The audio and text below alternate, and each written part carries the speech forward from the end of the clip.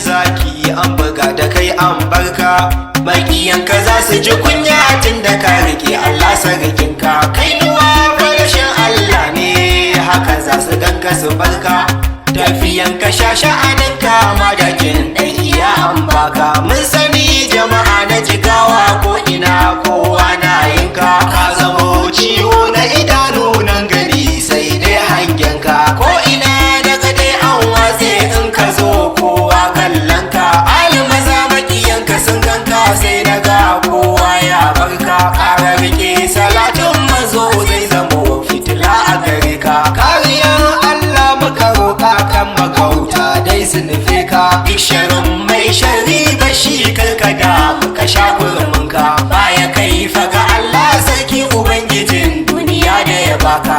Ali zaki zauna fa da kowa lafiya a cikin zuciyarka, kariya Allah ya baka duk makiya sai dai su gano ka. Kayi nisa cikin